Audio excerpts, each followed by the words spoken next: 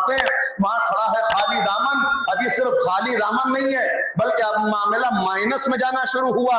اس کا برائی اس کی طرف آئی, اس کے گناہ کا عذاب آیا. پیغمبر فرمانا یہ ہے حقیقی مسکین جو لے کے جائے عمل کی دولت مگر وہاں سزا کا مستحق قرار پائے, اس لیے کہ رب کا حق تو ادا کیا مگر بندوں کا حق ادا نہیں کیا. صلوات پڑھ دے محمد و آل محمد. اب گفتگو بہت خوش بھی نہ ہو جائے اس لیے ایک جملہ اور کہہ دوں تاکہ آپ ذرا مسکرا بھی جائیں اور ذرا دل میں یہ بات محفوظ بھی ہو جائے. عزیزو یاد رکھیں, دن بھر لوگوں کی زندگی جہنم بنا کر رات میں مصلی عبادت پہ لمبے لمبے ہاتھ اٹھا کر جنت جنت جنت معبود جنت دے دے, یہ دن بھر لوگوں کی زندگی جہنم کر کے جنت جنت کی گردان کرنے سے, جنت جنت کی تسبیح پڑھنے سے جنت ملنے والی نہیں ہے. آپ لوگوں کی زندگی جنت بناتے چلے جائیے, اللہ آپ کی زندگی جنت بناتا چلا جائے. صلوات پڑھ دے محمد و آل محمد.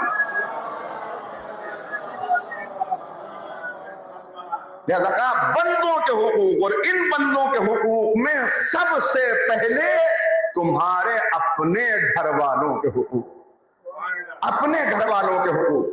یہ ہم عام طور پر ظاہر پرست ہیں, مجلسی تبسم ہے, مجلسی تعریفیں چاہیے نا اوروں سے. لہذا اکثر یہ ہوتا ہے کہ باہر والوں کے حقوق تو کسی حد تک ادا ہو جاتے ہیں مگر گھر والے محروم رہ جاتے ہیں. جناب سعد بن معاذ جنگ خندق کا شہید, جنگ بدر کا مجاہد, جنگ بدر کے بعد کون سی جنگ ہے؟ جنگ احد. بدر کا مجاہد, احد کا مجاہد, اور تیسری جنگ خندق میں شہید ہونے والا. ایسا تیر لگا ان کے کہ میدان میں تو نہیں شہید ہوئے, لیکن اسی تیر کے زخم کے منتقل نہ ہونے کی بنا پر ان کی شہادت ہو گئی. شہید بھی ہیں, پیغمبر کے ساتھ دوسری جنگوں میں شریک ہونے والے بھی ہیں. اور عالم کیا ہے کہ جب شہادت ہوئی تو اب پیغمبر اکرم بنفس نفیس تشریف لے گئے, اور جب ان کی قبر کھودی جا رہی تھی تو ان کی قبر کھودنے میں خود نبی کریم نے حصہ لیا. جب ذرا غور کریں کہ جس کی قبر کھودنے میں رحمت للعالمین حصہ لے, کیا اس کی شان ہوگی.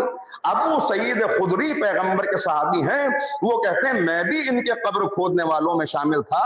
تو جب قبر کھودی جا رہی تھی تو مٹی سے مشک و عنبر کی خوشبو آ رہی تھی. آپ غور کریں, مشک و عنبر کی خوشبو آ رہی ہے, پیغمبر قبر کھودنے میں شریک ہیں. نبی کریم جب ان کو اتارا جانے لگا, قبر کے کنارے جب نبی بیٹھے ہوئے ہیں اور جب نماز جنازہ پڑھی جا رہی ہے تو پیغمبر یوں سکڑے ہوئے ہیں. تو کسی نے پوچھا کہ یا رسول اللہ یہ کیا عالم ہے؟ کہ تمہاری نگاہیں نہیں دیکھ رہی, لیکن اس میدان میں اتنے فرشتے موجود ہیں جو حکم خدا سے تشییع جنازہ میں شریک ہونے کے لیے. ایک روایت میں 70,000 فرشتے ہیں, ایک روایت میں کہا کہ کثیر تعداد فرشتوں.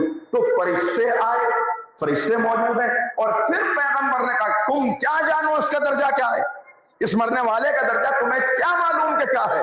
کہ قبیلہ بنی کلاب کی جتنی بھیڑ بکریاں ہیں, جتنے مویشی ہیں, یہ وہ قبیلہ تھا جس کے مویشی بہت تھے, لہذا اس کی مثال دی کہ ان کے جتنے مویشی ہیں ان سے بھی زیادہ تعداد میں اللہ ان کو حق شفاعت دے گا کہ ان سے بھی زیادہ تعداد میں اہل ایمان کی یہ شفاعت کریں گے, اور اللہ اس شفاعت کو قبول کر کے ان کے درجوں کو بلند کر کے انہیں جنت میں داخل کرے گا. تو آپ نے غور کر لیا, شہید ہے, مجاہد ہے, قبر سے خوشبو آ رہی ہے, پیغمبر بتا رہے ہیں ملائکہ آئے اتنے شریک ہونے کے لیے قبر میں جنازے میں, اور نبی فرما رہے ہیں کہ حق پہ شفاعت یہ رکھتے ہیں.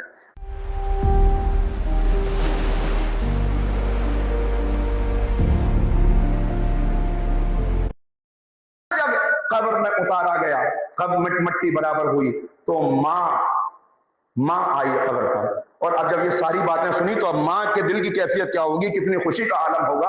ایک مرتبہ ماں نے کہا میرے بیٹے تجھے جنت مبارک ہو, میرے بیٹے تجھے اعلیٰ درجات مبارک ہوں۔ پیغمبر نے کہا جلدی نہ کرو، یہ کہنے میں جلدی نہ کرو، اس لیے کہ تم نہیں دیکھ رہی مگر میری نگاہیں دیکھ رہی ہیں کہ مرنے والے پر فشار قبر شروع ہو چکا۔ مرنے والا عالم برزخ میں پہنچا تو اس پر فشار قبر شروع ہو چکا ہے۔